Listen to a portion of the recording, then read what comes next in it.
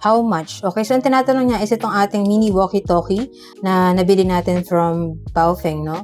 And so, maganda sa walkie-talkie na to, free na yung kanyang antenna and then replaceable din siya. Mas madali lang din siya i-assemble. Meron na rin siyang free lanyards. Yung kinabit ko na dito sa gilid, no? Tapos, yung kanyang charging port is Type-C na. So, may pagka-modern siya. Unlike yung mga ibang walkie-talkie na parang dinadock mo siya. Meron siyang charging dock para ma-charge ito. Kahit yung mga chargers ng phone mo, as long as Type-C siya, pwede dito sa ating mini walkie-talkie. And by the way, nung dumating siya, 2 pieces na siya agad. Ano? So, pair na siya.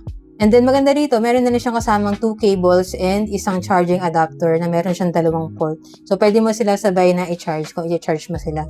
Madali lang din siya i-connect, no? So, ito yung kanyang power on button. Tapos, make sure lang na same sila ng channel para makapag-connect kayo. Kasi meron siyang 16 channels na available.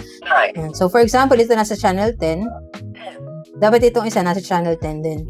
Ayan, para makapag-usap kayo. Ayan, ito yung kanyang push-to-talk button no, sa gilid.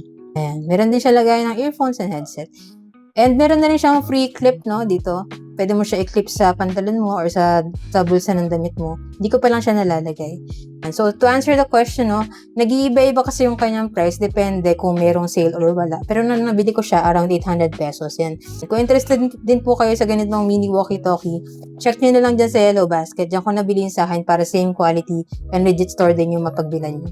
Yan. So, yun lang. Sana nakatulong tong video. If you have any other questions about this mini walkie-talkie, just let me know in the comments and follow for more tech content.